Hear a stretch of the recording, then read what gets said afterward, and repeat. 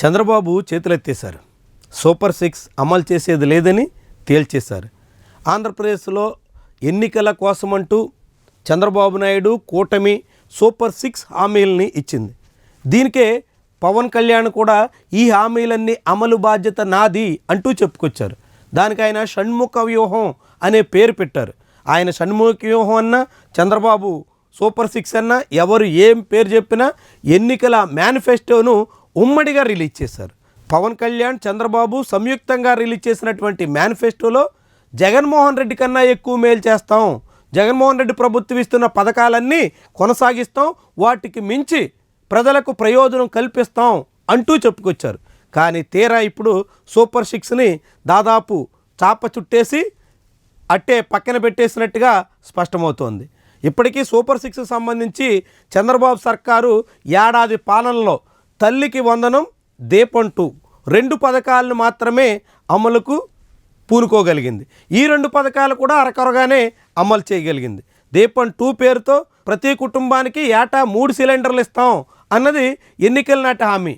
కానీ తీరా ప్రభుత్వం అధికారంలోకి వచ్చిన తర్వాత 3 ఉచిత గ్యాస్ సిలిండర్లు ఇవ్వకపోగా సిలిండర్ని ఖాతాదారుడు కొనుగోలు చేస్తే దానికి రీఎంబర్స్ చేస్తాం, బ్యాంక్ ఖాతాలో జమేస్తాం అన్నట్టుగా చెప్పుకొచ్చారు. కానీ అనేక మందికి ఆ డబ్బులు జమ కాకపోవడంతో ఎప్పటికీ గ్యాస్ ఏజెన్సీల చుట్టూ, బ్యాంకుల చుట్టూ, ప్రభుత్వ అధికారుల చుట్టూ తిరగాల్సిన పరిస్థితి అనేక మందికి కొనసాగుతుంది.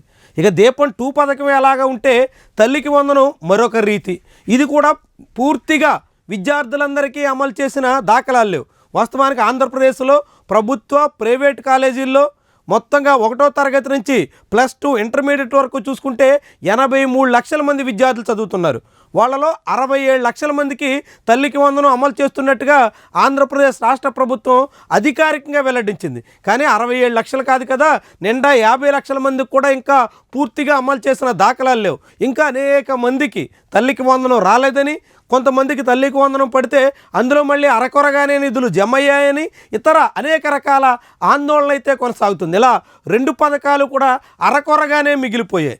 ఇక మరొక అన్నదాత సుఖీభవ అనే పథకాన్ని కేంద్రంతో ముడిపెట్టి పిఎం కిసాన్ యోజన నిధులు ఎప్పుడు విడుదలైతే అప్పుడు అందిస్తాం అని చెప్పుకొస్తున్నారు. దాంతో ఆ పథకం కూడా వచ్చే నెల కానీ ఆపై నెల కానీ ఎప్పుడోకప్పుడు అమలయ్యే అవకాశం ఉంది. అందులో కూడా లబ్ధిదారుల్ని భారీగా కోత విధించారు. జగన్మోహన్ రెడ్డి హయాంలో 52 లక్షల మంది వరకు రైతులకి రైతు భరోసా అందిస్తే చంద్రబాబు నాయుడు సర్కారు దాన్ని దాదాపుగా 5 లక్షల మేర కోతేసి 47 లక్షల లోపు కుదిస్తోంది. దాంతో అనేక మంది రైతులు కూడా తమకు అన్నదాత సుఖీభవ రాలేదు అనేటువంటి రీతిలో ఆందోళన చెందాల్సిన పరిస్థితి దాపురించబోతుంది. ఇలా 3 పథకాలు గట్టెక్కే అవకాశం అయితే ఉంది. వీటితో పాటుగా మహిళలు ఎక్కడి నుంచి ఎక్కడికి వెళ్ళినా బస్సు ఫ్రీ అని చెప్పినటువంటి మాట కూడా అరకొరగానే అమలు చేసేదానికి పూనుకుంటున్నారు. దీన్ని ఆగస్టు 15 ముహూర్తంగా నిర్ణయించారు. ఆగస్టు 15 నుంచి కేవలం జిల్లా వరకు మాత్రమే ఈ ఉచిత బస్సుని పరిమితం చేస్తున్నారు. ఏ జిల్లాలో మహిళకి ఆ జిల్లా వరకు మాత్రమే ప్రయాణం చేసేలాగా వీలు కల్పిస్తున్నారు. దీంతో ఈ ఉచిత బస్సు పథకం కూడా నిండా అమలవుతుందా, ఎంత మేరకు ప్రయోజనం దక్కిస్తుంది, ఏ మేరకు జనాల్ని సంతృప్తిపరుస్తుంది అన్నదే ప్రశ్నార్థకంగా మారింది. మొత్తంగా సూపర్ 6లో 4 పథకాలైతే ఏదో మేర అరకొరగానైనా అమలు చేసేందుకు సిద్ధమవుతున్నట్టుగా కనిపిస్తుంది. కానీ మిగిలిన 2 మాత్రం ఇక దాదాపుగా అమలు చేసేదానికి మేము సిద్ధంగా లేము అని చంద్రబాబు ప్రభుత్వం చేతులు ఎత్తేస్తున్నట్టుగా కనిపిస్తుంది. తాజాగా మంత్రి అచ్చెన్నాయుడు చెప్తున్నటువంటి మాటలను బట్టి చూస్తే ఇక ఆడబిడ్డనిది మర్చిపోవలసిందే, ఆడబిడ్డనిది అమలు చేయాలంటే రాష్ట్ర ప్రభుత్వ ఆస్తులన్నీ అమ్ముకోవాల్సిందే అన్నట్టుగా అచ్చెన్నాయుడు చెప్పుకొస్తున్నారు. అసలు అలాంటి పథకాలన్నీ అమలు చేయలేమని మాకు ముందే తెలుసు, చంద్రబాబు చెప్పిన మాటలన్నీ నెరవేరవని మాకు తెలుసు అన్నట్టుగా అచ్చెన్నాయుడు చెప్పినటువంటి మాటలు అత్యంత విస్మయకరంగా ఉన్నాయి.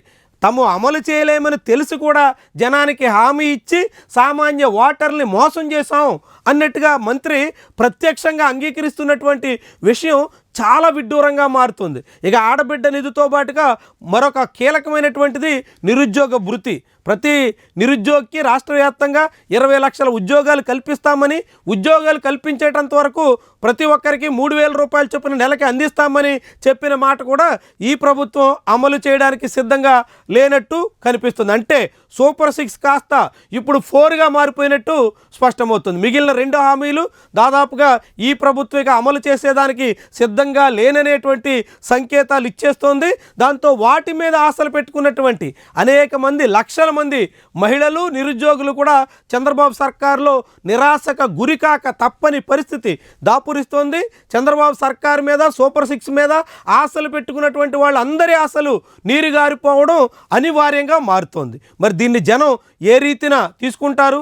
మాటిచ్చి తప్పుతున్నటువంటి చంద్రబాబు ప్రభుత్వానికి ఎలాంటి పనిష్మెంట్ ఇచ్చేదానికి సిద్ధమవుతారు? ఎంతవరకు సర్దుబాటు చేసుకుంటారు?